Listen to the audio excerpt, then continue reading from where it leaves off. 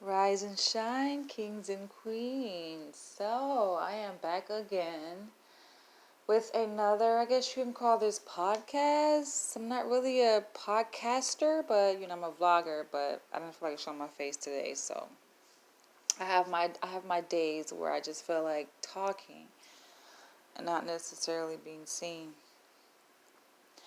But I've been thinking about something, y'all. Like, I have a lot of encounters with various people from across the world, from many different cultures. And something strikes me as odd when I think about the dynamic between a man and a woman and this whole idea of submission. It keeps coming up, it keeps popping back up to the surface. Submission.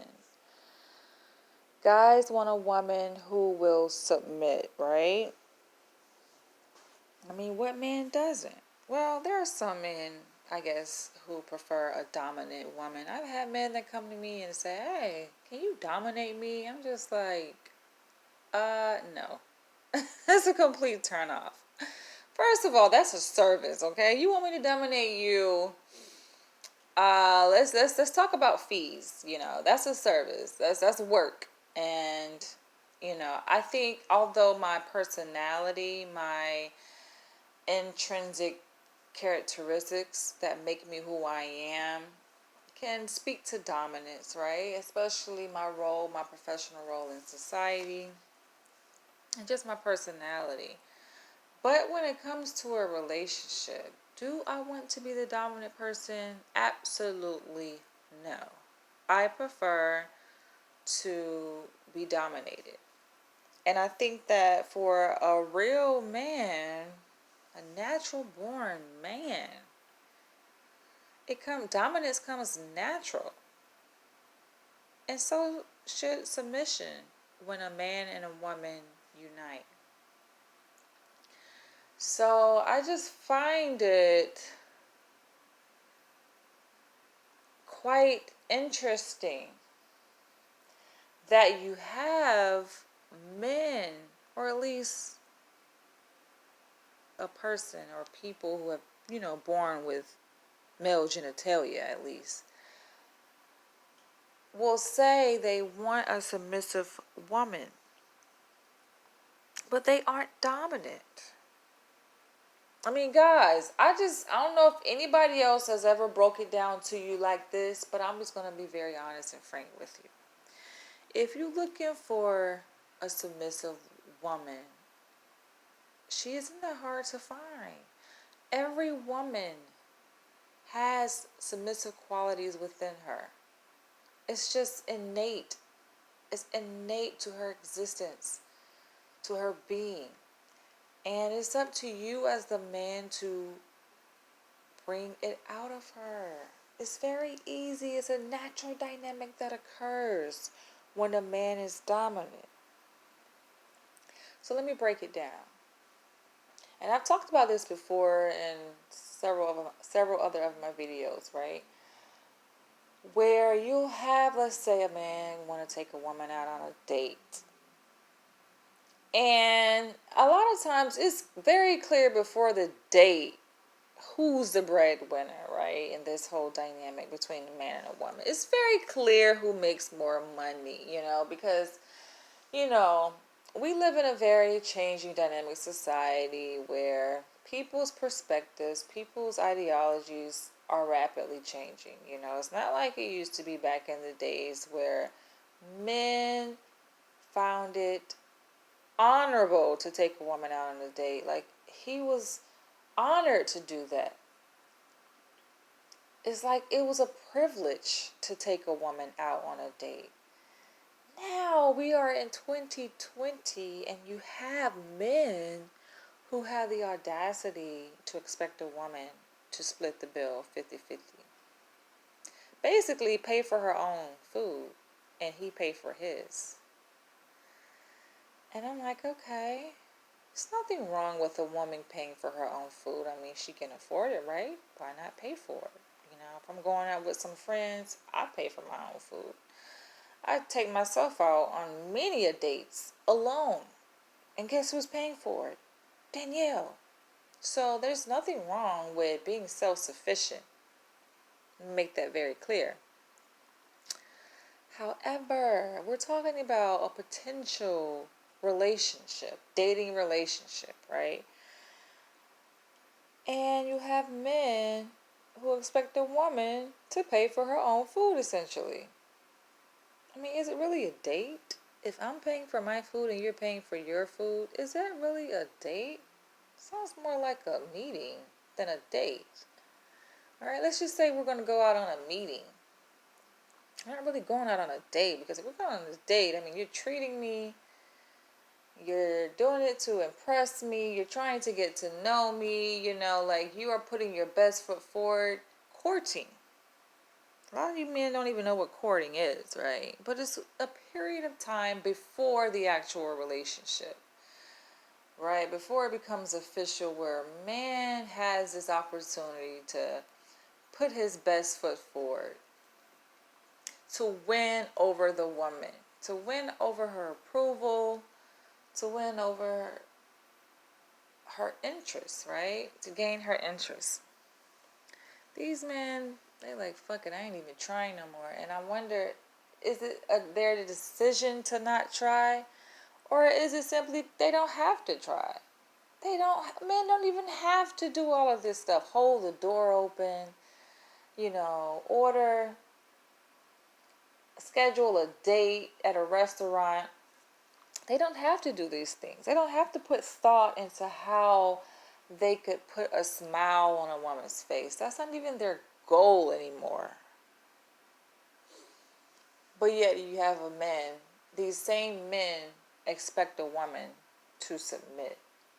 Guys, it is psychologically damn near impossible for a woman to even come close to submission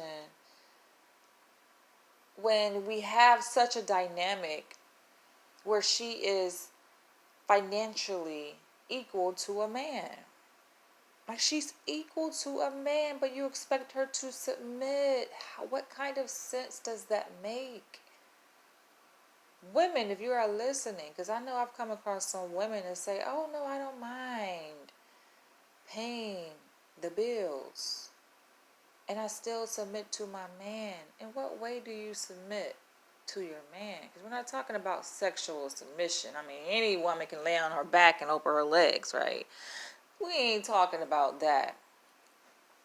We're talking about allowing the man to be the head of the household, to take the lead, especially when it comes to decision making. I think that's a very important factor, very important role for a dominant man in a relationship.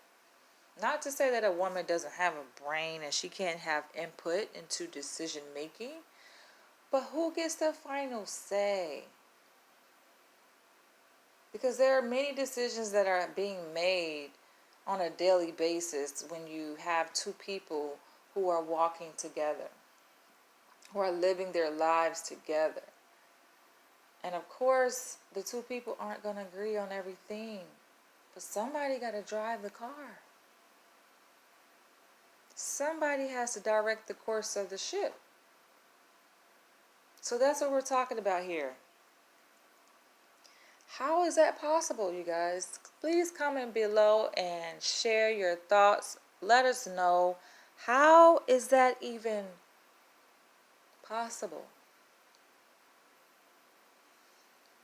Because with financial viability comes power. How much money a woman makes translates into power, gives her the ability to have a say-so in things. Kids don't have a say-so. Barely. I mean, not to say they don't have a brain and they can't speak up for themselves, right? But they don't have, when it comes to leverage in the family dynamic, children don't really have much say-so because they ain't paying the bills. Now, if they were paying the bills, they will have more of a say so. Money changes the whole dynamic of things. And not only money, that's just one factor. Another factor would be intelligence. And I'm not talking about education. I'm talking about years of formal education or having a college degree or a graduate degree. That is not what I'm talking about. I am talking about flat out smarts, intelligence, brains. And I hate to bring it to you guys like this, but there are situations where women just outsmart men. But we expect a woman to submit to a man that she's smarter than? Come on. I'm talking about, like, you could be out in public, two people, man and woman, out together, right, on a date. And you got men that can't even read. You got men that can't even comprehend and read. But they expect a woman to submit. How is it that a woman is able to read better, comprehend? And a man is like asking a woman, well, what does that say? And a woman is correcting the man, like, come on, but you say you the how can you be dominant when she is intellectually smarter than you? I mean, it only makes practical sense that a woman in that situation should take the lead. If she's smarter than you, she's bringing in more money than you, she should be the one making the decisions and calling the shots and wearing the pants in their relationship. Not you, brother. There are situations where a woman is mentally stronger than a man. So we're not only talking about intellectual capacity, but her ego strength is stronger. Her mind is stronger than yours, man. She has emotional regulation that you lack. I'm not talking about all men or all women, but I'm just saying there are situations like this, guys. And so how is it, like, we're talking about all these factors that are very important that factor into this construct we call dominance and the counterpart submission. And when you weigh these factors into these constructs, it ain't measuring up, guys. It's just not measuring up. It don't even make mathematical sense. You break it down to a mathematical science, it doesn't make sense that a woman is stronger intellectually, emotionally, financially, and sometimes physically than a man, but yet he's a dominant one? Absolutely no. And when you go out in public, you can tell, when you see a couple, right, a man and a woman, you can tell who's the dominant one in that relationship. And lo and behold, I mean, it don't take a genius to see that a lot of women run relationships. It is what it is. And the funny thing is that a lot of men have come to accept this reality. They say, you know what, I ain't even trying to fight it anymore. I let her have it. She's dominant. She's more dominant than I am. I just let her have it, you know. Not to say just because a woman is more dominant than a man doesn't mean he's a bitch. We ain't gonna go to that extreme to, you know, to put him in a little box, right? To reduce him to being a bitch. No, we ain't gonna say he a little, you know, playboy like that. Like, nah, we ain't gonna put him down like that. But you just have to let it be known, you know, who's the boss in the relationship. So, man, I think y'all should think twice when y'all struggle with this idea that, oh, she's not submissive, or black women aren't submissive. Black women pulling in dough. So y'all need to make it clear and get a clear understanding that a woman, honestly, I hate to say it, but black women, we've come to the point in our society where black women don't even need black men for survival. Black women just put up with black men. Meaning, a black woman can live independently of a black man. She can survive. Now, when you think in terms of evolutionary, from an evolutionary standpoint of view, right? And you think of in terms of the collectivistically, no, that's not healthy for our survival as a nation, as a group of people, to say that black women can survive without a black woman. No, because the race will die if we continue to think like that. But from a practical sense and just looking at how it is realistically, a black woman can make it on her own 2 feet. She can make it. It's not that, oh, a black woman absolutely needs a man to survive. We need you guys to procreate and for self-preservation of the race. But day-to-day living, we're making it without you guys, unfortunately. So that's something to really think about and consider when it comes to dating. Some of y'all already, booed up. You already got your wife. You already got your baby and all of that. That's cool.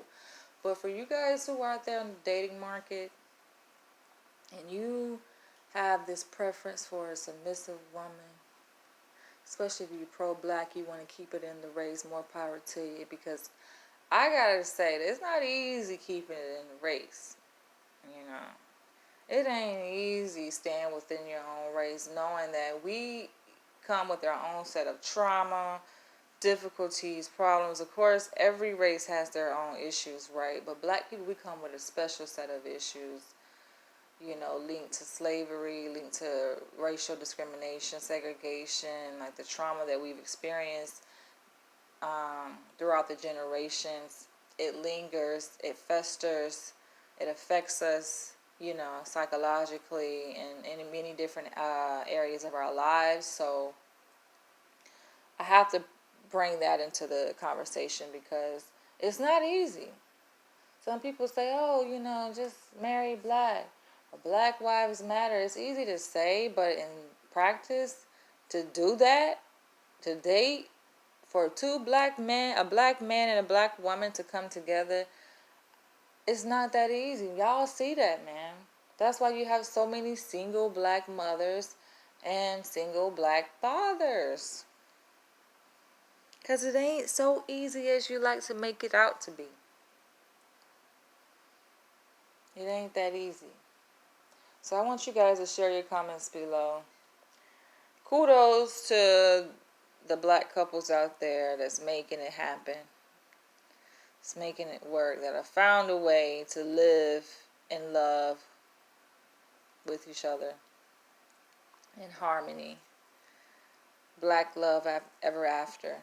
Kudos to you guys. Share your thoughts on this topic, on this video. Share this video, and I'll catch you guys later.